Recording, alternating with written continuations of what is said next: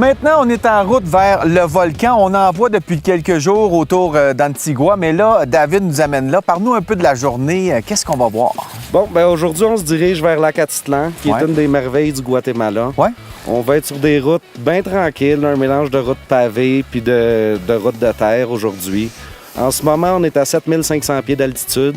OK. Fait que c'est certain que c'est des motos à carburateur. Donc, Ouais, j'ai senti en montant, là, il faut dropper une vitesse, là, tu sais. Exact. Là. Il y a des petites hésitations, c'est normal. Des motos à carburateur, quand tu roules en plein niveau de la mer puis l'altitude, Ouais. c'est dur, c'est pas comme l'injection, c'est dur à avoir Exactement. le mélange parfait. Mais c'est le fun, ça retourne à l'essence de la moto, comme quand on était jeune, les petites motos, il n'y avait pas d'injection dans le temps.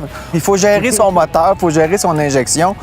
La route qu'on fait, là, est magnifique. Le pavé est flambant neuf. Ça fait pas longtemps que c'est pavé, ça, ici? Non, avant, c'était une route de terre. Ils ont pavé il y a environ 1 an et demi.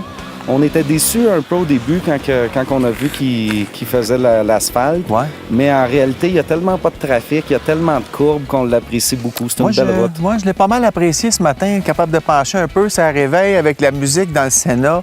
Alors, on a combien de kilomètres à faire pour se rendre là ou combien d'heures de route? Aujourd'hui, on fait juste 100 km. Les distances comptent pas autant en kilomètres. C'est ça. Les gens ne savent pas, des fois, dans des pays comme ça où les routes sont très sinueuses, souvent non pavées, on dit on fait juste 100 km aujourd'hui. Après ma barre, on dit c'est pas beaucoup. Mais c'est quand même pas mal parce que c'est ça, c'est pas des autoroutes ici, là. C'est toutes des petites routes de campagne. Il faut faire attention aux porcelets. On a vu des petits porcelets, des chèvres, des chiens. Il y a les enfants aussi. Donc, il faut vraiment être prudent. Il faut être allumé, là. Oui, il faut toujours être attentif sur la route. Il y a plusieurs dangers. Puis c'est ça, comme tu disais, aujourd'hui, on fait juste 4 heures, 100 km pour se rendre au lac. Mais cet après-midi, on va aller faire un tour en bateau, visiter des villages sur le lac. Fait que pour faire un petit peu différent de la moto aujourd'hui aussi, un mélange des deux. Donc, les gens qui viennent faire un tour avec toi, il y a un peu de tourisme aussi. C'est pas juste de la moto là, toute la journée. Là. Non, c'est certain. La culture, c'est important ici. On fait des arrêts culturels, puis des visites comme le lac Atitlan. C'est immanquable ici. C'est des merveilles. Fait que ça vaut la peine de prendre un bateau, aller visiter les petits villages mayas autour du lac. Bon, ben, il nous reste quoi, 7-8 jours, là? Il nous reste 8 jours, oui. Pense pas que je vais me tanner. Ça fait 5 ans. Ça se peut que je reste. Ça fait 5 ans que je suis pas tanné encore. T'as pas une chambre à louer chez vous, là? Oh, on peut s'arranger. Good, allons-y.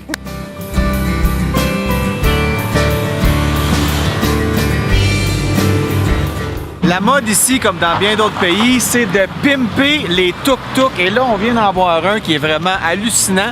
Il a fait ça comme un chicken bus. Les chicken bus, c'est ce qu'on fait ici avec les autobus. On les pimpe. Elle aussi, on met beaucoup de couleurs, du chrome. Lui a décidé de faire la même chose sur son tuk-tuk. C'est vraiment cool.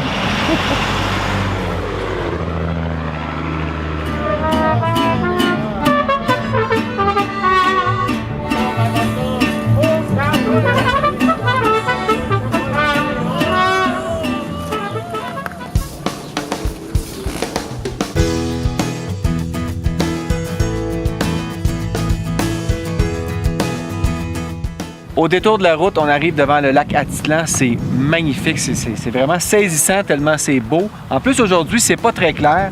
C'est un grand lac, il fait 1100 pieds de creux. Il y aurait peut-être une cité Maya qui repose au fond. C'est pas confirmé, c'est peut-être une légende. Mais la vue extraordinaire. Vraiment, là, ça vaut la peine de passer dans les routes trouées, de se faire brasser tout l'avant-midi pour arriver devant ça. Wow!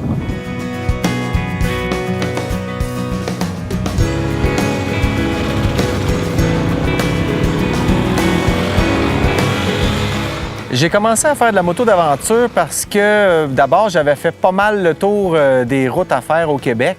Et puis, à un moment donné, j'ai eu la chance d'essayer une moto double usage et puis ça m'a comme ouvert les yeux. Ça m'a aussi remémoré que quand j'étais jeune, je faisais de la moto enduro. Puis c'est comme un heureux mélange des deux. Tu fais de la découverte, tu fais de l'enduro, tu peux faire de la trail, tu peux faire du chemin de garnotte. Puis je trouve que ça ouvre beaucoup la porte à de l'exploration plus loin, là. Puis après ça, bien, si on va encore plus loin que ça, bien, on vient au Guatemala faire des trips d'aventure. La moto double usage, comparativement à une moto de route, bien, c'est que tu vois un petit chemin de garnotte, tu décides d'aller explorer, tu y vas, tu ne te poses pas de questions. Alors, je trouve que c'est vraiment le meilleur type de moto pour voyager, surtout dans des pays moins développés comme le Guatemala, Costa Rica, des choses comme ça. Avec cette moto-là, tu ne te poses pas de questions, tu peux aller partout. Il y a beaucoup de gens aussi qui s'en vont vers la moto d'aventure un peu pour ça, pour découvrir, pour voyager. C'est des motos où il y a beaucoup de place pour transporter ton stock. Alors, c'est vraiment, pour moi, la moto double usage, c'est pas mal le meilleur type de moto que tu peux avoir. Ça t'ouvre toutes les portes.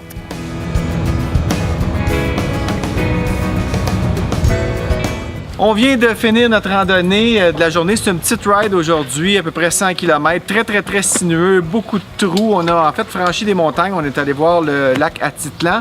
On arrive ici à l'hôtel Dos Mundos. On a un petit léger porte-clés. Je vais le donner à mon coloc. Merci Eric. Prends une douche, là. Hein? À tantôt. C'est vraiment le fun de rouler ici. C'est différent quand on roule dans des pays comme ça parce que la route se partage différemment. Mettons que c'est les plus gros qui passent en premier. On a un petit coup de klaxon pour signaler la présence, mais c'est à peu près tout. Donc, il faut vraiment être attentif. Il y a toutes sortes de choses qui se promènent dans le chemin aussi. C'est pas dangereux, je dirais, mais il faut être prudent. On transporte tout notre stock sur nos motos. Il n'y a pas de camion qui suit avec des valises. C'est vraiment tout ce qu'on a pour 12 jours. Alors, on est rendu. Là, on s'en va luncher, puis on a faim.